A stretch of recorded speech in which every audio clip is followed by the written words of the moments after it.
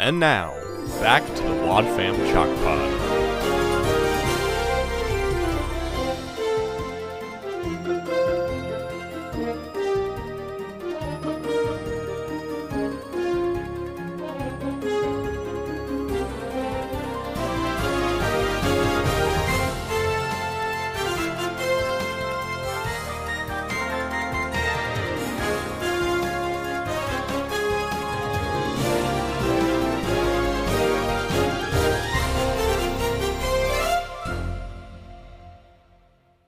Hello and welcome to the Wad Fam Chalk Pod. I'm Dylan Weaver. And I'm Andrew Sabo. And we're back again with Split Episode Summer. Split Episode Summer. Move over, hot girls. It's time to split. Yeah, Split Eps.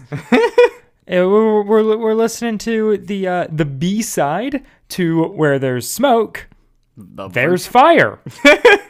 No. Such a bummer. Imagine what we could have done if Part B was called There's Fire. And it wouldn't even be like outside of the vein of Odyssey humor to do that. Oh no, Here Today, Gone Tomorrow. Well, no, Yeah. because they did that as a three-parter. We've talked about that, Well, right? something red, something blue. Yeah. Whatever. Or is that... Yeah. Isn't one like something red and the other one something blue? No, they're seeing red. Oh, there's the whole. They have the whole color road saga. trip is colors. Yeah. The thing, No Way In, No Way Out There you go. is the best example. The Here Today, Gone Tomorrow was supposed to be a two-parter. We talked about this when we covered those episodes, but then they made it into three-parter, and so they changed. They just made it part 1, part 2, part 3. Sad. Yeah, but yeah, no. This episode is 431B, the virtual kid, which is very much the Now You See Me 2 of episodes. Joke Andrew doesn't get because he hasn't seen Now You See Me. No, the joke is that the second Now You See Me is called Now You See Me 2, not Now You Don't. Oh. Yeah, that is a horrible missed opportunity. I'm so glad I've stayed away from that franchise exclusively for I that reason. have not watched any movies in that franchise, but that has always bugged me. Where I'm like, I assume they did it because they want to do a third one someday, and they were like, well, if we call it Now You Don't, then we won't be able to. But it's also, I don't know, it's the weird naming thing where I'm like, I don't understand how any of this works. Like, Fast and Furious calls their movies whatever they want, and nobody bats an eye. Mm-hmm. But then we have, whatever. What did they do for it's Glass Onions, a Knives Out mystery? Sorry, what? The second Knives Out movie is coming out later this year. Hands thrown up in the air. Did not know anything about this. Oh yeah. Okay. Does it have like most of the original cast? No, it is just Benoit Blanc. Like, it's just another Benoit Blanc mystery. It wouldn't make sense to have the original cast. True. But it would be, if you have to subtitle Glass Onion, you do Glass Onion, a Benoit Blanc mystery, not a Knives Out mystery, is the problem. Yeah. But we gotta franchise it, and so we gotta make sure the name matches the last one. Mm-hmm. How else will we sell it to streaming platforms? I mean, it's literally being produced by a streaming platform. Oh. Netflix. Netflix has it? Yep. Good for them, I guess. I don't know. Yeah. Huh. Well, I'll definitely watch it. Yeah. That's my plug for the show. Watch Knives Out. I'm really hoping I get to see it in theaters. We'll see what happens. Speaking, I do kind of want to see the Lightyear movie. Not as much as I want to see the Minions movie. The Minions movie is concerningly high on my list. That is, you're right about that being concerning. There was a point at which I was like, oh, Lightyear could be compelling. Mm-hmm. Mostly just because it's been forever since a Pixar movie was in theaters and whatever. Mm-hmm. And then I could not get it up for it. Yeah, I am very okay with missing out based on everything I've read about it and what people have said. So yeah. I'm okay that I'm not spending money to see it in theaters. We'll say that much. Yeah. Yeah, I got to figure out. Maybe I want. Just see what Nathan's doing this week. Maybe we'll just see Elvis with Nathan. Oh, I do really want to see Elvis. Yeah. do that. Shock Squad, do you want to go with us to see Elvis? What are you doing on Tuesday? Yeah. When this episode comes out, that movie will probably still be in theaters. Yes. Probably. I don't know. I don't know how long anything stays in theaters these days. Unless it's Morbius, then it's twice as long as it should be.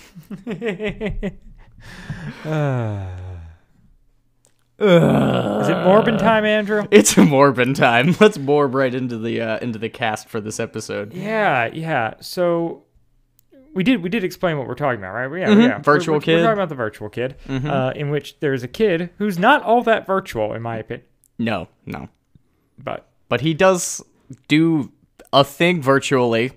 look, I'm gonna put my cards on the table right now. Bad episode. Yeah. Thumbs down. The wiki gives it an 80% with 31 votes. That seems generous. I mean, it always is. Yeah.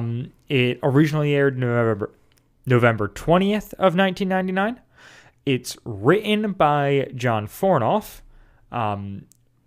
and directed by Phil Lawler. I blame him. Is he voices somebody in this, right? No. Maybe. I'm not actually sure. Yes, he does. He voices Norm Sardoni, the news guy, the news anchor.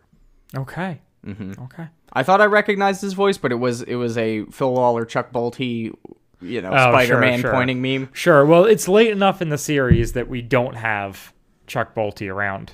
Yeah. So you're usually a little bit safer these days. But yeah, they are very much a spider pointing meme. That's good. What was I gonna say? Oh, I think the 6th episode from John Fornoff. I believe at the time credited as John Beebe. We never know what happened there. I mean, I'm sure someone knows, but yeah, it's a thing. Oh, he directed Gloobers, He an did. iconic episode of Adventures in Odyssey. You've heard that one, right? Gloobers is the Kid gets stuck in the video game. Yeah. Well, because we talked about it with Andrew Taven because they made a video game out of it. Oh, that's right. We did cover that episode, didn't we? We did not cover the episode. No. No, we talked. We just about talked about it. Okay. There's a bonus episode with Andrew Taven in which we talk about Adventures in Odyssey video games, and it's very fun. Yeah. Go listen. But yeah. That was a great conversation. I hope he's doing well. Yeah. General, just hope he's having a good time. He just got married. So. Oh, nice. Love that. Do we have any cast we want to cover for this? Yeah, so you mentioned Phil Lawler being the voice of the news anchor in this. We don't really have anyone super of note otherwise. It's just kind of normal We get players Katie Lee doing their voicing thing. a boy, though. That is fun. Oh, I didn't even clock it. Yeah, Katie Lee voices Jamie, who's like a kid that Adventures in Odyssey talking to Alex about his website. Oh, yeah. I remember And that kid. she sounds very, well, like herself. Yeah, that's fun. Well, and it's a 10-minute episode. Like, she has one line to say, so it's fun. Sure. Yeah. So, yeah, the story of this episode. Boy, oh boy. Boy, oh boy. It exists. Yeah. So we start off with Alex Jefferson, intrepid, we start off with Whit and Eugene reading reviews of Whit's End that are negative or inflammatory. Yeah. They're the bad reviews on Yelp for Wit's End, apparently. Yeah, and it's just them losing their minds because there's a review, the phones are ringing off the hook because someone wrote a review saying that the new Noah's Ark program contains graphic violence. Which, I don't know if you saw that movie that came out. That was PG-13 for a reason. But I don't think that's what... so violent. So violent. Yeah, all that water and all those rock monsters. I'm sure it's not good, but there is part of me that wants to revisit that movie. Yeah, because, me too. Well, also because it's Darren Aronofsky, I love.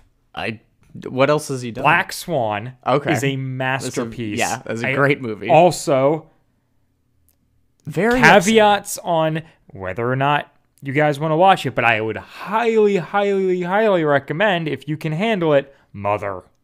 What's that on?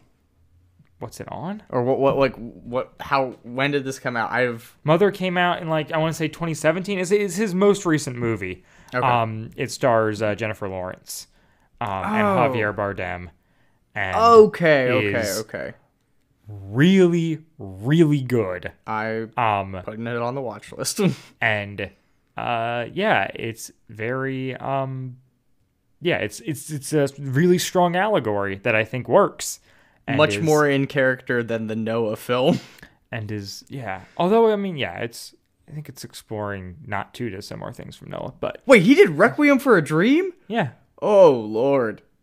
Yeah. Wow. They got that guy to do the Noah movie. They didn't get him to do it. He did it.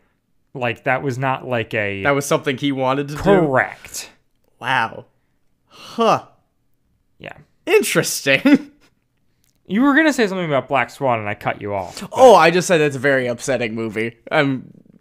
Eating disorder triggers and stuff. Yeah. That movie doesn't particularly upset me. I just think it's incredible. Oh, no, it's incredible. But It's incredible in the way that as art with disturbs most things, Yeah. Undisturbed. Yeah, if Black Swan did not sit well with you, probably stay away from Mother. Okay, good to know. Mother is incredible, but it is a really rough watch. Mm-hmm. Good to know. One of those movies I probably like thinking about more than I like watching. That's fair. That's how Three Billboards is for me. I mean, I love that movie. I think it's great. I think I've seen it 3 times at this point, but I like thinking about it way more than I like watching it. Yeah. All that to say, the Noah's Ark program is violent, or it's not. Eugene specifies that he told Alex that they had, like, created new, like, he had built a really good graphics system for the violent. Yeah. It was like, we have an improved graphics software to display the violence of the flood, and that got, right, yada yada into graphic violence. Correct. And yeah, it also says our most newest, which Eugene is not willing to tolerate because he would never. Yeah, he would never use a double superlative of most newest. Mm-hmm. But yeah, you just say newest. So, yeah, this episode doesn't know what it is. No, by any means. That is, while I also think the messaging of it is not particularly good, I think my main criticism of this episode is it can't figure out what it wants to do. Yeah. So, like, it starts out and you're like, oh, this is gonna be like the episode where, Rusty writes all the stuff about Wit's End, and it's all about, or like stuff with, the Muckraker with Lucy or whatever, where it's like, it's about like truth in journalism and not misrepresenting people and whatever. Yeah. And it's like, that all gets cleared up really quickly when like Alex comes in and apologizes. And then it's just like, yeah, when you interview people, tell them that you're doing also, good idea. Yeah. And then recommended practice. Right. And then Alex is like, all right, well, I'm going to shut down the episode, or like, I'm going to stop running this website, because Alex is running like basically like a Wit's End fan page. Yes. Which there is nothing in the guide about this. I didn't do the research to find out, but I have to imagine this is in response to like some Odyssey message boards and stuff that existed. Because it came out in 99, which is like around the time where that like would have been a thing. Correct. Yeah. Would have been culturally appropriate to have a fan website for a fictitious location. Yeah. Yeah. It just like the amount of online content about Odyssey that exists now, I imagine had started in some extent at that point. I mean, we've talked before about like, about Hubler running a page before he came on as a writer and whatnot. And and that would have been this era. So it seems like they are at least, I don't know. I feel like there's maybe a little bit of meta text going on here, but yeah, this is the then Wit says something though that I am not cool with and think is like wild, and I really want to like dig into. Go for it. He's like, when Alex is like, I'm going to shut the thing down, Wit says, no, I want you to keep it running. Just run all your information through me first. Yeah, that's yucky. That's so yucky. Which I think is how Phil Lawler would like the internet to work. Yeah. You can talk about it. Just make sure it's okay with the creators first, Yeah. What about opinions? Hear me out. Yeah. Just the idea of like, no. And I understand there's like power dynamic stuff going on. There's also just a lot of like, why is Wit this kid's parent in this episode? But like it really bugged me, the idea of like, oh, I want you to keep like writing and publishing stuff about me as long as for free. Right, as long as I approve it. Yeah. Like, what is happening? Well, and the thing is, it's not even portrayed as like this is better for the both of us, and you're doing this thing that's helping the business, and I want to do that too, and let me give you some money on the side or whatever. It's very much like, you're doing this thing, that's great. Just make sure you having fun doesn't negatively impact me whatsoever, and I'm going to require absolute control to make sure that doesn't happen. Right. It just feels very much like the thing of, I don't know, of doing this show and whatnot. Yeah. And like imagine someone coming to you. Well, I mean, we did so the version of this, pulling back the curtain, and we've talked about this before, and I can link the clip, but when we were wrapping up Blackguard and did the big tirade on like the backstory, child psychology, that whole thing, that audio was played for Phil Lawler, and he responded. And one of the things he said was, if you guys had, I don't know why you would just publish this on the internet. If you had a problem with something I said, you should have just come to me so I could explain. And it just continues to be one of those things where I'm like, I'm seeing those fingerprints in this episode pretty clearly. Where I'm like, oh, that's what this is as well. Yeah. And it's funny to me where I'm just like, but that's not the premise of the show. Like, that's not, like, we're not trying to officially represent Adventures in Odyssey by any means. Correct. The whole thing about fan stuff is that it's not official. If you wanted a Wit's End website, Wit, step up, make it better, okay? You can invent a virtual reality machine that traumatizes children, but you can't have a compelling website for your soda fountain? Are you kidding me? Yeah. But yeah, it's just, it just struck me as just a weird distillation of a philosophy that seems to be present in. Well, it's also kind some, of like if a not all condescension. Yes. As well, where it's like, yes. your opinion and your observation is only valid if it's what I want to be out there. You shouldn't have, like, it feels like you're talking about us, so we need to mediate your relationship to your audience. Like, no.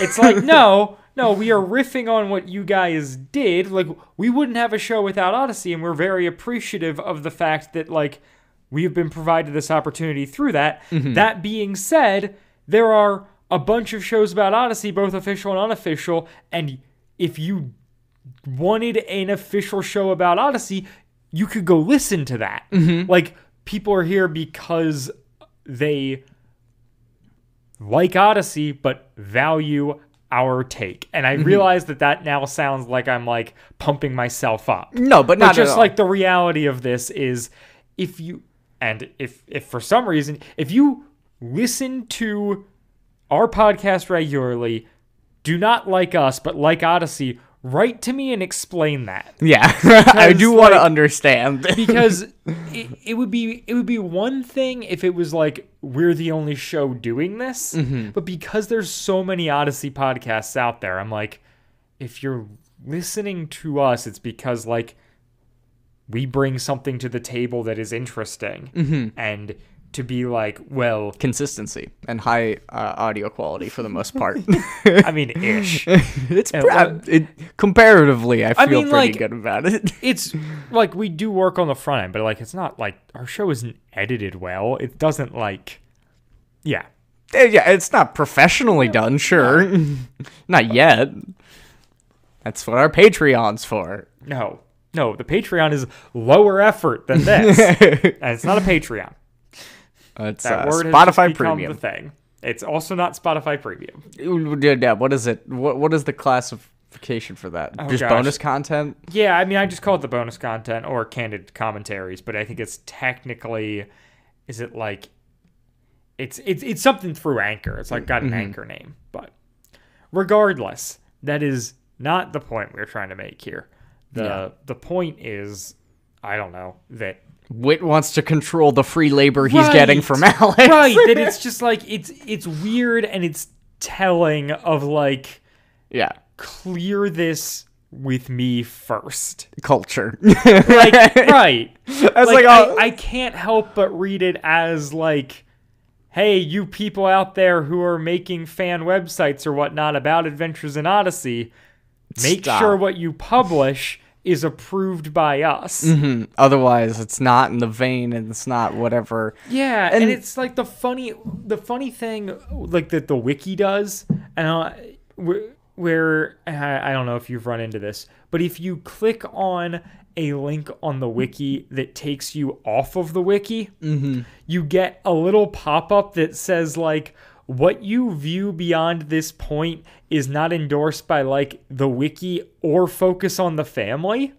And it's this weird thing of like, what were you afraid of? Well, no, but just like it's one thing to say like, hey, like you're going off our site, just to be clear. Yeah. Like I feel like most people understand that now, but like at the time I could see that having value. What I find really bizarre is that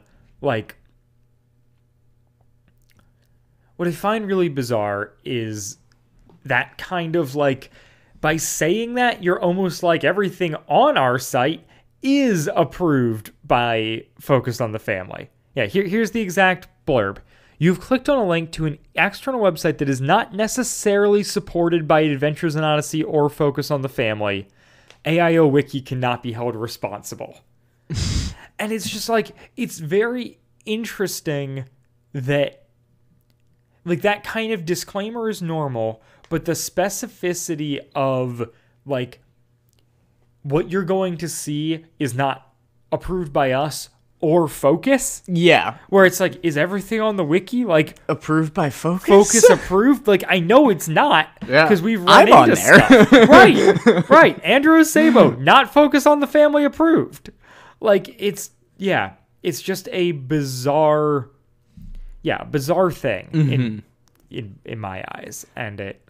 Yeah, love us some censorship. It's great, and yeah, poor Alex. Right, but like here, the fundamental thing is like, Alex did like do bad journalism, and it's dumb, and like on multiple levels. He needs to be corrected for this thing, but yeah, I don't get. I think they should at least like canonically pay him in free ice cream. I feel like that's only fair considering it.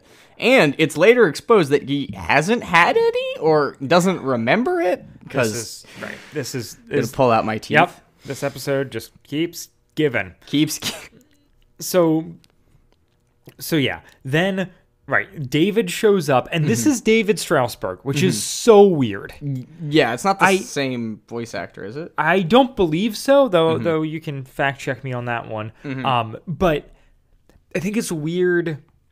I was like, is this just another David? And it's like, no, it is David Strasberg. He seems like he should be older than Alex. Yes. And it's where I don't quite know why is he talking people's to him like ages. he's 4 years But younger? like, right. Yeah. But yeah, there's like weird, we talk all the time about like the Odyssey children continuity, whatever. And like, I feel like it gets really weird during this era because it's like Trent and Mandy are the same age, very clearly. It's Trent's older brother Jared, and then it's like Jared is the same age as Liz, but like Liz and Mandy are it's just like there just becomes this whole weird like web of where preteen. Right, where it's like the Development one where soup. they like are out camping and run into someone like Yeah. Liz and Mandy. That's Jared, Yes. but Trent is his younger brother.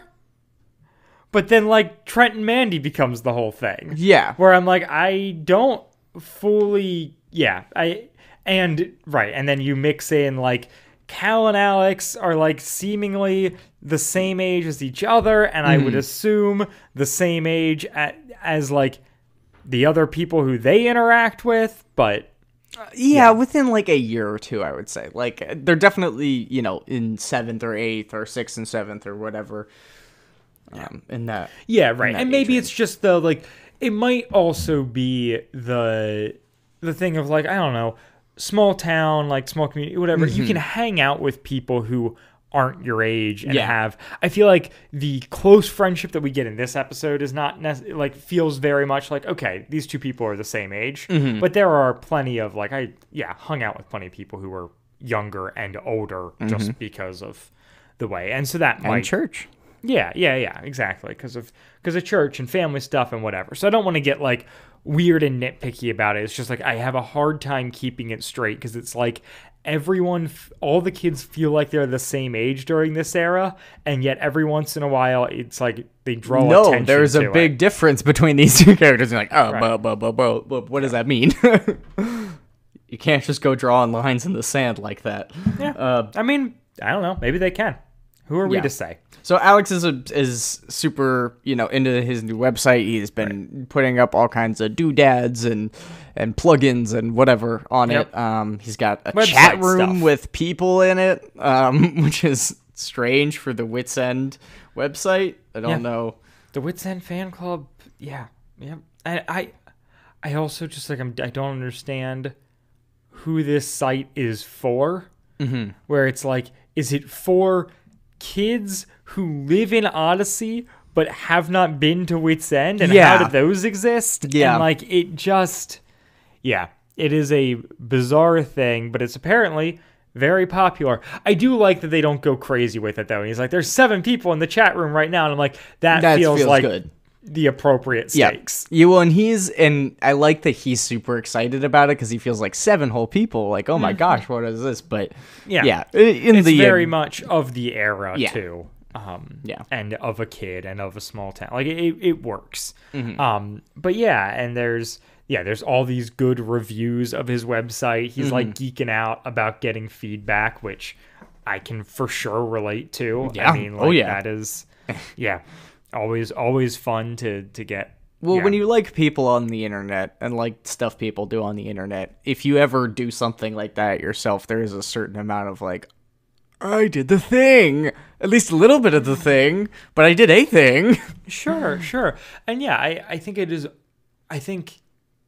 right. Especially with, once again, this is not a like trying to pump ourselves up or whatever, but like the letting creators know that you enjoy their stuff is so valuable. I think that it is one of the it is the utmost valuable digital currency, I think. I think that's, and it's like, and it's easy when it's a bigger show or whatever to kind of get lost and be like, okay, like they don't need me and whatever, and they probably don't, but like especially for like smaller stuff or just more like random obscure, like I have had so many just like enjoyable interactions where I'm like, I have either been on the receiving end and like, oh man, that was a nice boost today,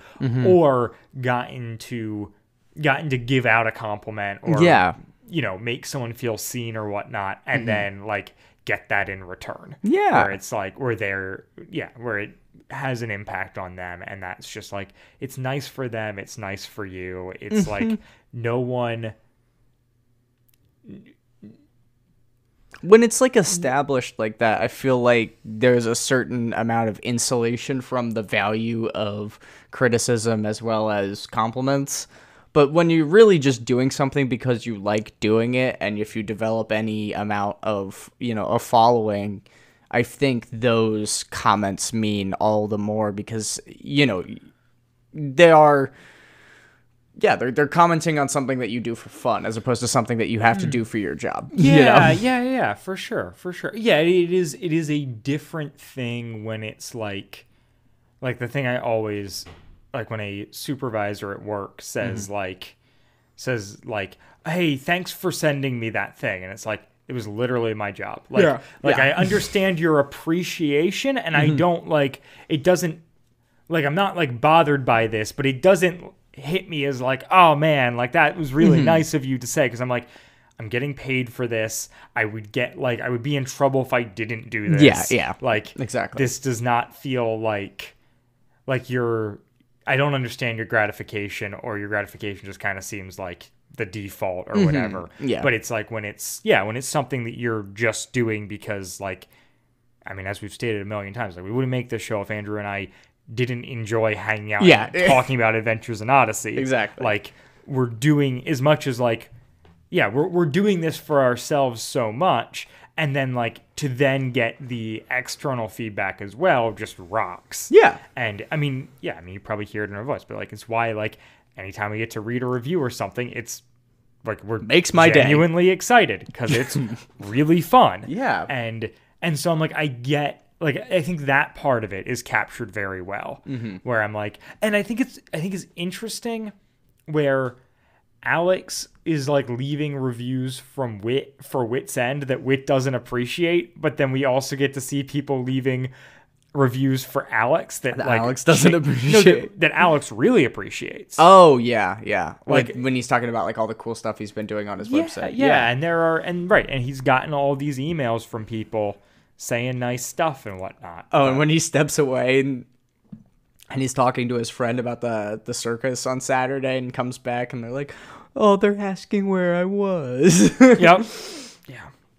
Yeah, and so the premise of this episode becomes very much like it becomes a My Girl Hallie proto, because it's, before that episode, but this whole thing where it's just like, he's like focused on the screen. David's trying to ask him if he wants to like go to the circus.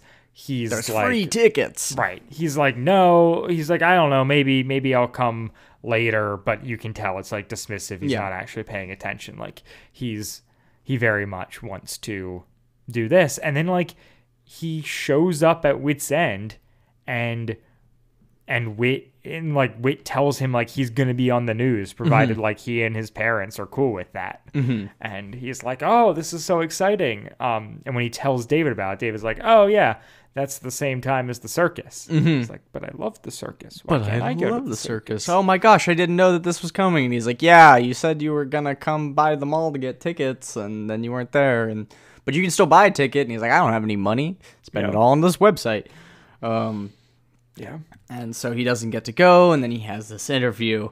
Yeah, and he's like really trying to like it's like he's a kid who's wrapped up in this thing and doesn't quite know how to balance it. And I'm like, oh boy, do I relate. Like, at one point he says like, oh, like I can't, like I have to stay here and work on this. Like a lot of people depend on me. And that is like the equation that I will sometimes run in my head when I'm like really crunched to get an episode edited or recorded or something.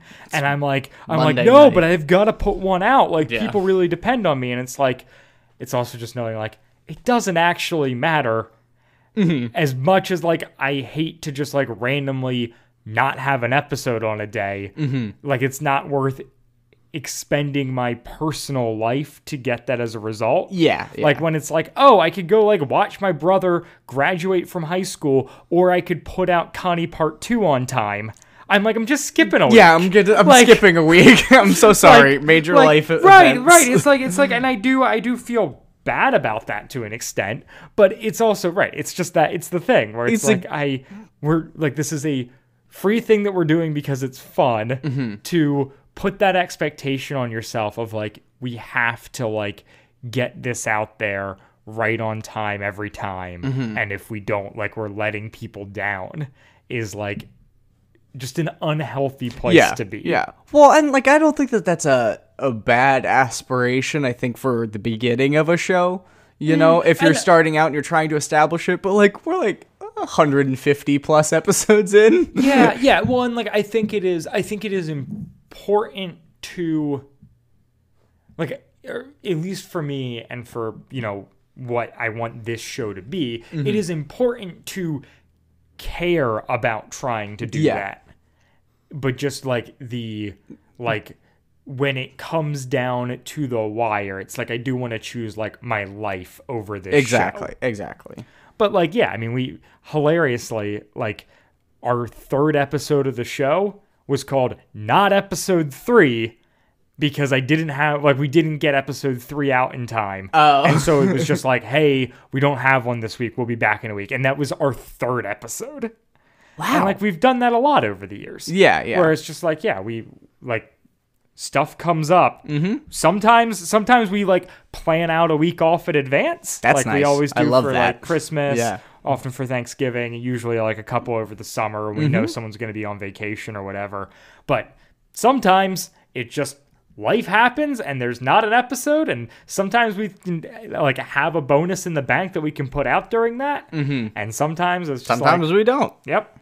It is okay. But I think the thing that we keep coming back to is that, like, us and Alex both do this because there is a certain amount of joy that we get out of just putting out that product about something we care about. And this episode's take on that is soggy at best. Yeah, because it's like Alex is doing it because, like, he obviously gets a lot out of the recognition, but he also like is doing it because he wants to do it. Yeah, exactly. Like, I don't think he wasn't doing it as a on-ramp to his career or something. Right. He's not trying to be an influencer. Yeah. He just like was a kid who was like, hey, it would be fun to like build a website. Yeah, I spend all this time at this super cool place, and like Wits End has rotating ice cream flavors, attractions, things like that. It makes sense that they would have like a cool website that keeps kids up to date as to what's there and what's not. Yeah, and just that idea too of like, oh, like I spend time on the internet, I go to these places, maybe I could like be a part of this, which is very much what it feels like to do a podcast. Very is much like, so. Oh, this is like the thing that I consume all the time. What if I also like tried to produce it? Yeah. What would that be? And like, that's where you get the Into the Weeds podcast recorded in my basement at the age of 16. Yeah. It's been scrubbed from the internet, but, you know, we've all got to start somewhere. Exactly. Well, and it was fun, and it was something that, like, feels very similar to what Alex's kind of disposition is, where you're just kind of doing a thing because it's fun and it's exciting, and you don't really care about how successful it is, but whatever success you do attain means all that much more to you. Whereas, like, I remember the first time, like, I ran into somebody at, like, a Burger King who I knew from high school, and they said that they had listened to, you know, an Into the Weeds episodes or something, and they thought it was funny, and I was like, I know that I already know you, and there's, like, some social obligation that you might have, but it blew me away that somebody would take that social obligation, listen to it, and actually not hate it. Right. And then go the extra mile and say something about it. Yeah. Exactly. Yeah. Always cool. Yeah. And And yeah, so Alex is gonna be on the news. Phil Lawler comes in to interview him as Norm Sardani. My favorite mob boss feels like name. a joke, but I don't know what the joke is. It sounds very like Falcone or something. Like, Yeah. He has a cameraman named Davey, which is just funny in an episode that also has David, but Davey is like one of my favorite kind of jokes, which is all he does is grunt. I don't know that I picked up on that. Like he just makes like sounds in response to everything and doesn't actually talk. And I love that sort of thing so much. No, it's like auditory slapstick humor essentially. Yes. There's a really great scene in a movie I love, I Want to Hold Your Hand. In which there is a barber who just responds with sounds. Oh yeah. And it just like it keeps going longer than you expect, and it just then with every sound it just becomes funnier. Yeah. No, it's so funny. Oh man, that's a movie I should rewatch. What a great movie! What a film. Yeah, and so yeah. Then this newsman starts to interview Alex, and we find out that Alex has not done anything at Wit's End other than step inside the building. Like he hasn't had ice cream. Yep. He hasn't been in the imagination station Room or of the room of consequence or the transmuter. I remember that being talked about. I remember an episode where that's discussed. I don't know what it is. Sure. Is the transmuter the OG imagination station that has the headphones? No, that's got its own thing. It is the transmuter is from this same album. And it is a device that allows you to, like, live a day in someone else's shoes. Okay. So... What is that? How is that different from Room of Consequence or Imagination Station? I don't know. It's just, like... And it's only been in one episode. Cool. Probably because they realized, it's the same as those other things we have. But it's like I don't know. Occasionally they have... Yeah. They have...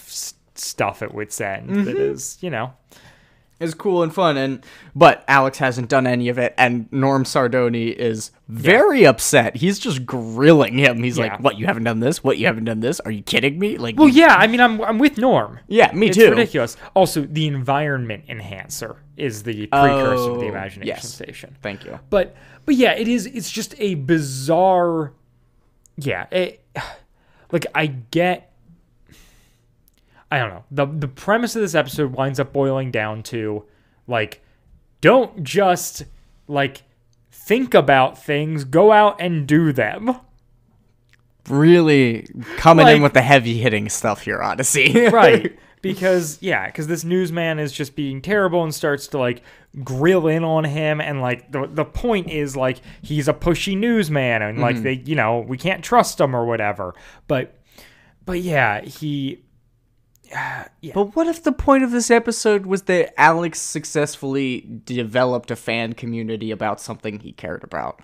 Like, that's my thing with this episode, as much as, like, my displeasure, is that he did do a really cool thing all on his own that should be supported and rewarded and encouraged, and I think...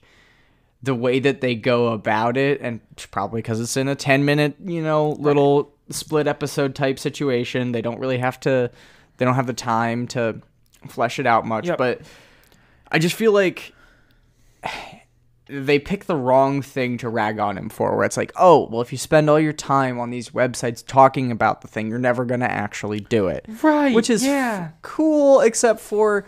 there's so much value to just talking about stuff online because you're adding to the conversation. Also, he goes to Wit's End. Like, he can do this stuff if he feels the need to. It's not like he doesn't have access to it. Yep. Yeah, it is just this bizarre thing. And, right, it's dumb that, like Alex, right, not actually having experienced anything at Wit's End is like a... wait, then A why break are in you canon doing this? for sure. Like, it's like just- he's well, definitely done it. No, this is like Alex's second or third episode, though. Oh, okay, yeah. Like, he was just introduced as a character, so you can kind of get away with it. But then, right, it's just like, I don't understand. Okay, so if you have never done any of that, what made you start the website in the first place? I guess just hearing about it. I Yeah, don't know, like, word of it is mouth. just like a funny thing. Yeah. And, like, he's at wit's end earlier in the episode, but apparently just, like, walks in there and, like, sees people and then walks out. I don't know. Yeah. Maybe he was going in for like his hourly like population census to put on the website to see how busy it is. It's not the through line of this episode is not super clear. And No. It's odd. Yeah. And then he then is talking to Wit. Wit kicks out the newsman because Wit's good and newsman's bad. Yes. And clearly. Alex talks about he being a big fool, and Wit's like, "Nah, you're just a little fool." And I'm like, Hey. "All wait a right, minute. Wit." Hey now. Let's And then- refrain from insulting children. That could cause problems. Right. And then it just so then Wit turns it into a like You put this before God. right.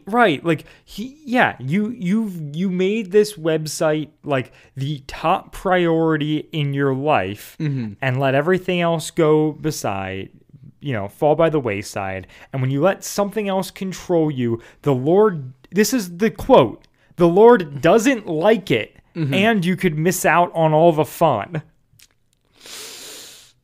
Which is a terrible Wit quote. Yeah. Like, I understand what he's trying to say, and maybe it is that, like, we're going to, like, target this at, like, young kids, but what? No.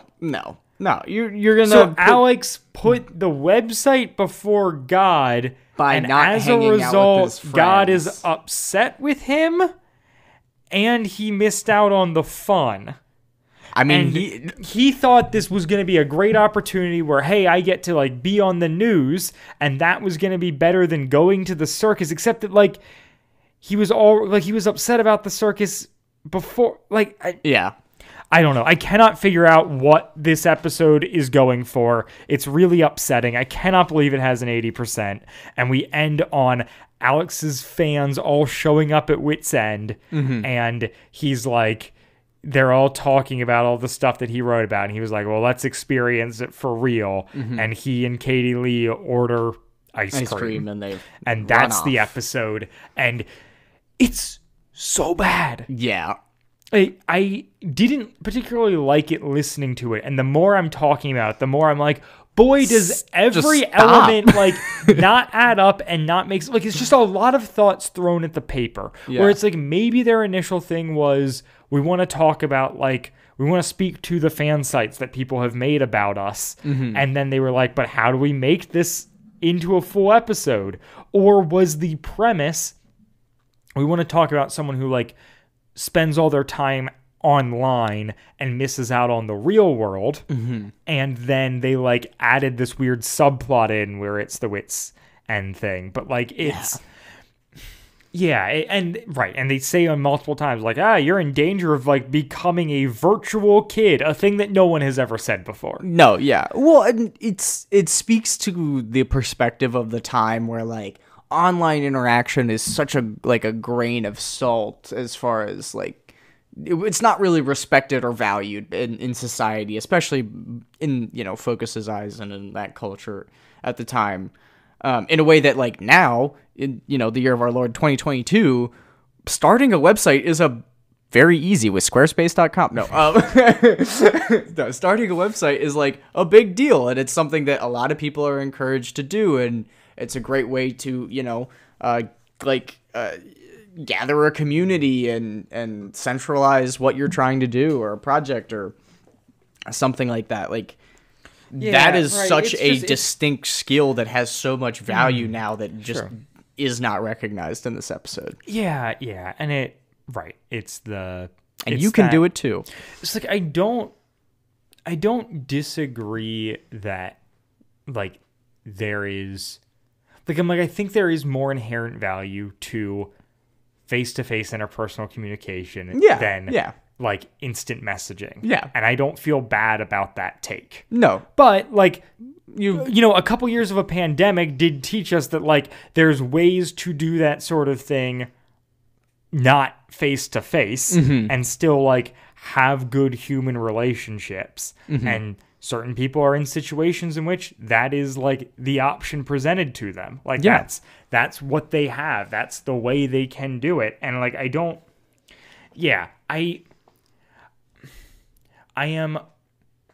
know. It's one of those things where it's like it's a hard balance to strike, because I too feel like kid running around the neighborhood versus kid on Xbox Live all day. Is it still called Xbox Live? Who knows? But like, is like, I think so.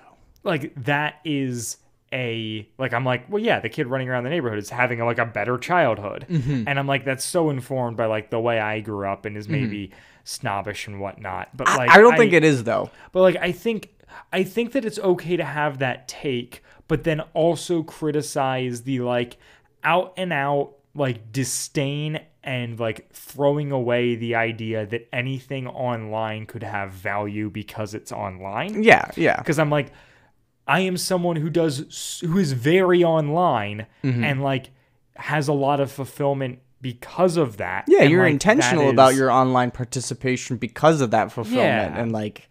Yeah, I'm like, I think that there specifically to find those feelings. Right. So I'm like, there is a lot of value to the online of it all, but like not in a way that like I think the take that it should be all or nothing in either direction is bad. As with most things, the answer is somewhere in the middle. And yeah, I don't know. This episode does feel like kind of antiquated condemnation of like kids who are online. At the same time, bloggers. Like if all you're doing is like sitting in front of, you know, working on this website and you do miss out on stuff like that's hard. But Alex misses out on the circus before the news interview and feels bad about having missed out on the circus. So he like already learned his lesson at that point. Yeah. And then the news interview happens and it's like he learns 3 different lessons at 3 different points, which is like, don't make stuff up online. If you like focus solely online, you're going to miss out on the real world.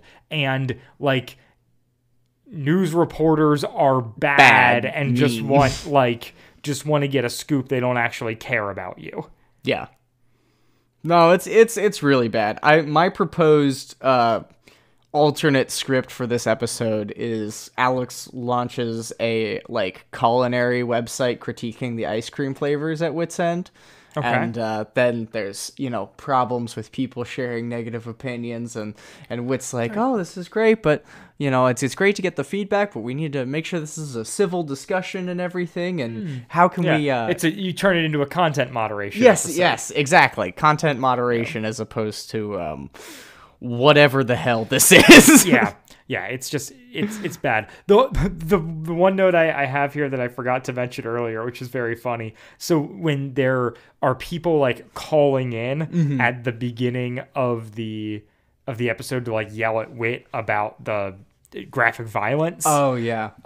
There's a bit in the official guide from Rob Jorgensen, who was the like audio engineer on this episode, where he talks about like the parent on the phone was his friend who like worked at Focus, whose name is like Stan Pracht. And he walked in to his office and said, when I say go, start yelling into the phone. And just had him like improv like a rant. That's incredible. And then they just used that as the audio. And I'm like, that is so good. That's so fun. I love that. Yeah. If you want to improv any rants for this show, please send them to wadfamchalkpod at gmail.com. Yeah, gmail.com, or there's a link in the description of every episode to send us a voice memo directly through Anchor. Beautiful. Excellent. Even easier. Yeah. Love to see it. All right, Andrew. Anything else you got to get out of your system here before we leave? No, man. I think I need to get outside and not be such a virtual kid anymore. Yeah, that's what I've always said. Andrew Acebo, famous virtual kid. Yeah.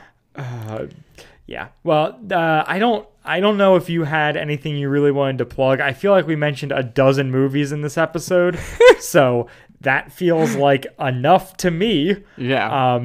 Just being nice to small creators, that's my plug. Yeah, hey. Not specifically us. If this spurs you to do anything, be nice to a small creator. There you go. And with all that being said, we will be back next week with episode 433A, The Treasure Room. Bye, guys. Bye. Wadfam Chalk Pod is a presentation of the Lidditz Podcast Co-op.